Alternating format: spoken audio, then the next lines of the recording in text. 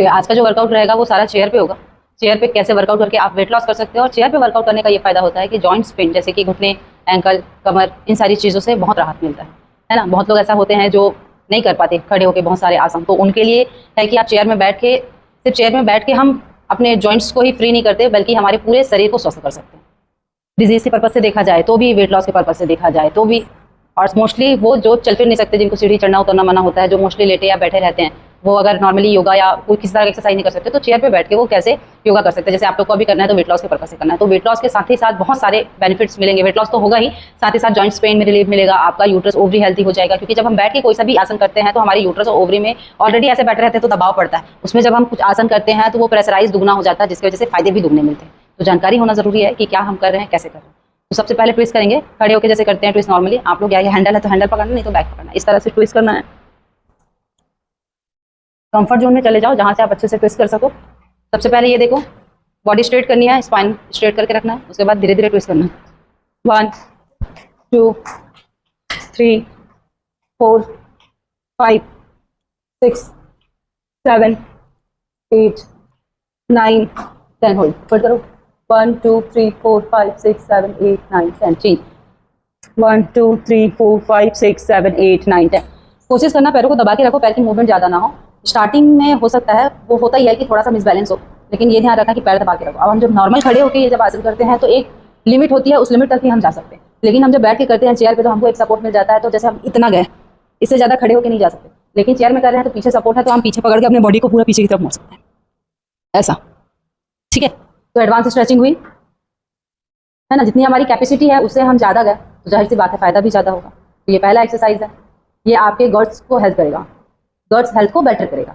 Guts and मतलब intestine, digestion का जो प्रोसेस है उसको बेहतर बनाएगा। बहुत लंबे समय से हमारे शरीर में मल जमा होते आ रहा है, आते जानते तो जहाँ से होके भोजन मल द्वार से बाहर निकल जाता है, तो वो ऐसा नहीं है कि पूरा क्लियर है। उसमें जब से हम खाना स्टार्ट किए हैं तब से गंदगी उसमें जमती जा रही है, तो परत परत करके वो इतनी मोटी हो गई है जिसकी वजह से हमको गट्स हेल्थ में प्रॉब्लम जाती है। तो ये जब हम करते हैं तो ये हमारे गट्स हेल्थ को अच्छा करता है, ठीक है, आपके डाइजेशन सिस्टम को स्ट्रॉन्ग करता है। साथ ही साथ हम जब ट्विस्ट करते हैं तो हमारे साइड फैट के लिए तो ये वर्क करता है, ठीक है। इसी में नेक्स्ट एक्सरसाइज करेंगे, दोनों पैरों को चेयर के पीछे लेके जाएंगे।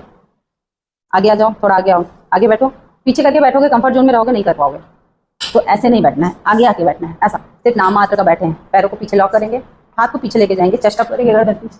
और ये जो आपका ये चेयर का लास्ट वाला उठा हुआ भाग, यहाँ पे सर ले जाने की कोशिश करना। होल्ड करो। 1, चेस्ट अप करो। 2 3 4 5 6 7 8 9 10 11 12 13 14 15 16 17 18 19 20। रिलैक्स। नहीं हुआ था अच्छे से नहीं हुआ था, इसको अच्छे से टाइट पकड़ो, चेस्ट अप करो, इसी बार।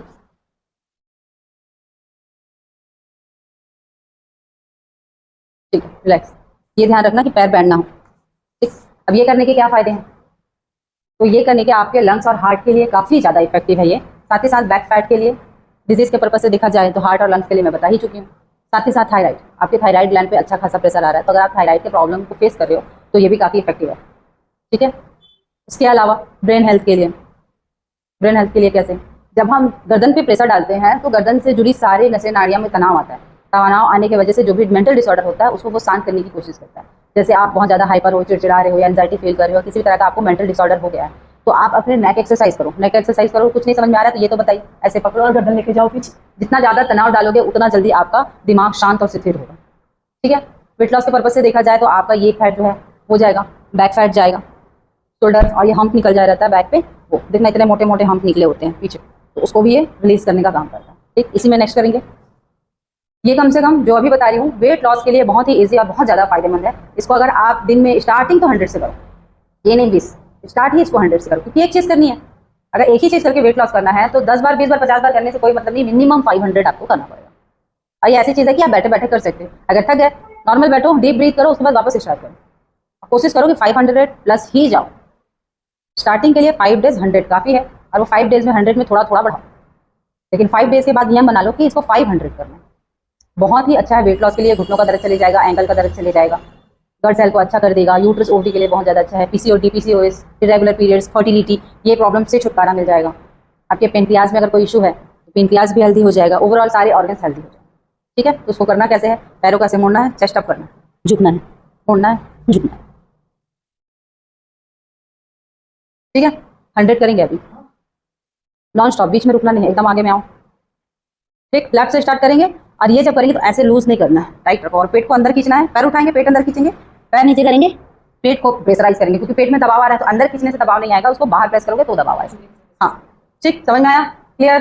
रेडी? लेफ्ट 1 2, काउंटिंग मैच करो, 3 4, बॉडी सीधी करो, 5 6 7 8 9 10 11 12 13 14 15 16 17 18 19 20, 10 more, 1 2, चलो चलो करो, 3 4, कंटिन्यू रनिंग करो, 5 6 7 8 9 10, रिलैक्स। फिलहाल 30 करवा रही, लेकिन अगर आप लोग इसको तो होमवर्क बना के रखो कि आपको शाम में खाली पेट इसको कम से कम अगर आज करोगे तो 200, आप लोग की कैपेसिटी इतनी है 2 लोगों को छोड़ के, क्योंकि लोग बिगनर हैं, आप तो 500 कर सकते हो। जब तक नियम नहीं बनाओगे, नियम आपको नहीं बनाएगा, तो अपने आप को बनाना है तो अपने लिए पहले नियम बनाओ, उसके बाद नियम आपको बनाएगा। बहुत छोटी सी बात है लेकिन बहुत गहरी बात है, बिना नियम के जीवन अधूरा है। नियम ही इंसान के जीवन में बदलाव लाता है। अगर आपके जीवन में नियम नहीं है, कोई भी चीज़ें आप अस्त व्यस्त रूप से कर रहे हो, तो कभी भी आप अपने लक्ष्य तक पहुंच ही नहीं पाओगे। और जब हम हेल्थ की तरफ जुड़ते हैं ना, तो हम ये साबित करते हैं कि हम खुद से प्यार कर रहे हैं। लोगों के लिए तो जीते ही हैं, अपने लिए कैसे जीते हैं? अब बोलते हैं यहाँ आके योगा करके, वर्कआउट करके 1 घंटा तकलीफ ही तो दे रहे हैं, तो वो तकलीफ आपके जीवन को खुशहाल बनाता है।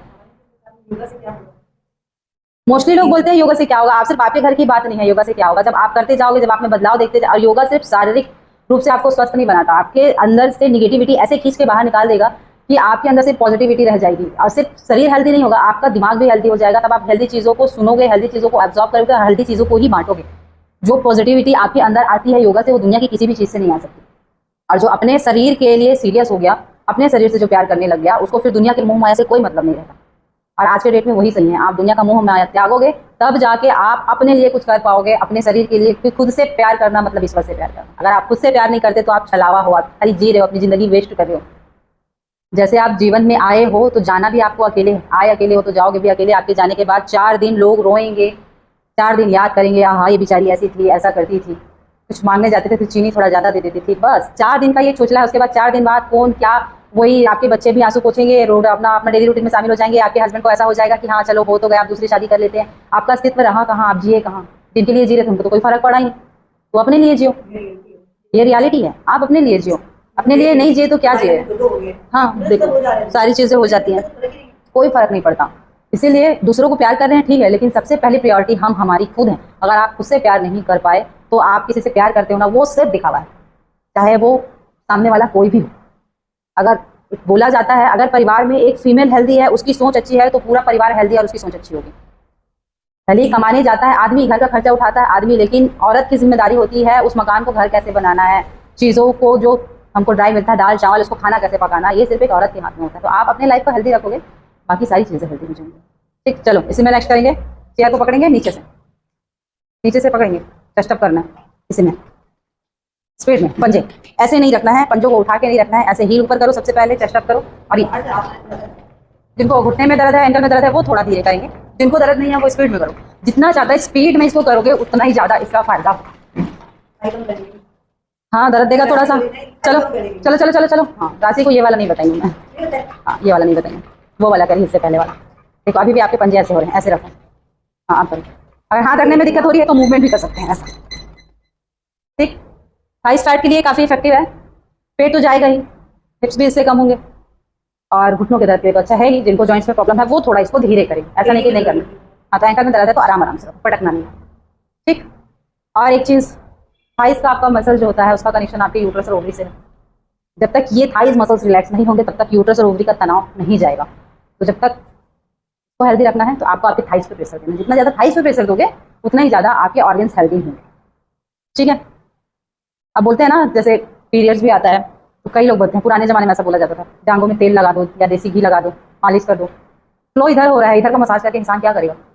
पहले ज़माने में जो बोली गई हुई बातें हैं ना, उसमें लॉजिक होता है, साइंस होता है, जिसकी वजह से हम आजकल सोचते हैं इधर दर्द हो रहा है तो कमर में मसाज कर दें या पेट में ऑयलिंग कर दें, नाभि में तेल डाल दें, ठीक है वहाँ तक ठीक है। लेकिन सबसे ज़्यादा रिलीफ आपको तब मिलेगा जब आप अपने थाइस का मसाज करोगे। अगर आपको पीरियड्स आता है, आपको बहुत ज़्यादा दर्द होता है, आप किसी को बोलो और या फिर खुद बैठ जाओ, देसी घी ले लो, हल्का गुनगुना गर्म करके और रफ करके अच्छे से रगड़ के थाइस को मसाज कर दो, इसको वाइब्रेट कर दो, थोड़ा ये क्लैपिंग कर दो, तुरंत रिलीफ मिलेगा।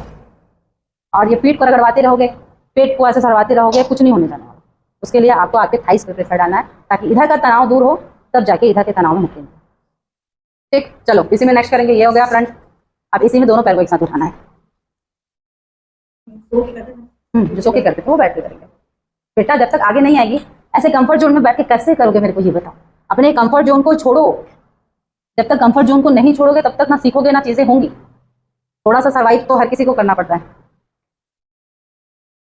ठीक है, रेडी, चलो 1 2 3 4 5 6 7 8 9 10 11 12 13 14 15 16 17 18 19 20। ये सब तो ऊपर जा ही नहीं रहा है। ठीक हो रहा है। स्टार्टिंग में देखो फर्स्ट टाइम है आपका चेयर वर्कआउट, तो इसीलिए तो जितना, और ये जब उठाते हैं ना आराम आराम से, नहीं प्रेशर से उठाओ, प्रेशर से नीचे जाओ। जितना आप अपने पेट में दबाव डालोगे उतना ही ज्यादा अच्छा है, होगा ना। जितना करे उतना काफी है। सपोर्ट नहीं ले रहे हो, कहाँ से होगा? तो सपोर्ट लो, यहाँ पर को भी, वो हैंडल को भी पकड़ सकते हो। इतना ही काफी है, इतना ही करो। हर किसी की बॉडी देखो एक जैसे नहीं होती, हर किसी की बॉडी की फ्लेक्सिबिलिटी अलग अलग होती है। किसी को कम होता है, किसी को ज्यादा होता है, किसी की बहुत ज्यादा हार्ड होती है। हमको मतलब है कि हम प्रेशर कितना लगा रहे हैं।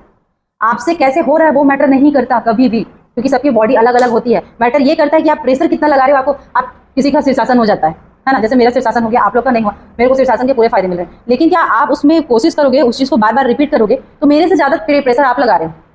एक वेल ट्रेंड और एक नॉन ट्रेंड, दोनों पर्सन जब कोई एक चीज को करते हैं तो ज्यादा फायदा जो नॉन ट्रेंड पर्सन होता है उसको होता है, क्योंकि हम तो इजिली करके चले गए और वो बेचारा अपना पूरा जी जान लगा दे रहा है। अब मेरे को जहाँ हाथ और शोल्डर में प्रेशर आ रहा है, उसको पूरी बॉडी में प्रेशर आ रहा है, तो ज्यादा बेटर क्या है? पूरी बॉडी में प्रेशर आना। हमको अपने बॉडी में दबाव डालना है। तो ये मत सोचो कि इनसे हो रहा है, कि मेरे से नहीं हो रहा है, इससे कैसे हो जा रहा है, मेरे से कैसे नहीं हो रहा है। आप जैसे भी करो, लेकिन वो प्रेशर आपको फील होना चाहिए। कहीं ना कहीं जो अच्छा कर रहा है और जो नहीं कर पा रहा है, जो नहीं करने वाला ज्यादा प्रेशर लगाता है, सामने वाले को देखे कि मेरे से कैसे नहीं हो रहा है, तो उसको ज्यादा फायदा मिल जाता है। तो छोटी छोटी लॉजिक है, इसको समझना जरूरी है। ठीक, चलो इसी में नेक्स्ट। हाथ ऐसे सामने मुट्ठी बांधेंगे, अंगूठा अंदर, उंगलियां बाहर। अब पैरों को लेफ्ट टू राइट लेके जाएंगे, हाथ जाएगा अपोजिट। अब ये तो पीछे जाके कंफर्ट जोन में बैठोगे तो कतई नहीं होने वाला। आगे आओ, हाँ और आगे आओ, और आगे आओ। ये ऐसा पहले अपोजिट रखो पैर, अब इसको हाँ 1 2 3 4 5 6 7 8 9 10 11 12 13 14 15 16 17 18 19 20। कहाँ कहाँ प्रेशर आ रहा है पता चला? बहुत आ रहा है। ये तो बहुत आ रहा है। बहुत इजी लगता है ना, चेयर में बैठ के वर्कआउट करना, बैठे बैठे कर लेते, कुछ बैठे, ये बहुत बोलते हैं बैठे बैठे कुछ करा दो। नहीं चेयर तो मेरे को बहुत कम होता है। तो ये जो इतनी फिलहाल आज इतने करा रही हूँ, उसको सबको अभी रिपीट करवाऊंगी मैं। तो ये इतने ही अगर कर लिए ना, समझ में आ गया है कितना प्रेशर आ रहा है? नहीं आया तो अभी भी पूछो। हाँ सोफा में बैठ के करो, लेकिन कोशिश करो थोड़ी हार्ड। ठीक है, आप सोफा में बैठ के करो, लेकिन एकदम पीछे घुस के मत करो। सामने बैठो जिसमें आपका स्पाइन स्ट्रेट हो और आपका हिप से टिका हो कहीं। क्या प्रॉब्लम है? चेयर में बैठे हूं, मैं लटके में, अब मैं खड़ी नहीं हूं। यहां पे देखना तो क्यों हो जाओगे खड़े? क्योंकि अभी वर्कआउट कर रहे हो आप। बहुत ज्यादा होता है, बहुत लोगों का ऐसा होता है कि हम बैठे हैं लंबे समय तक। क्यों? कहीं जाती हूं ना प्रवचन, और ये भी मैं घुटने पे जाऊंगी अगर, तो मैं ऐसे नहीं बैठता हूं, मैं नीचे बैठता हूं। नीचे से कभी नहीं उठ सकती हूं। चेयर से बैठ के पैर लटका के तो ठीक है, जैसे आप बताएं, अभी आपको एक बार उसको बंद करके चालू करना बेटा। चलो शुरू से बताना, तब बताऊंगी ना, एक्सप्लेन कर पाऊंगी।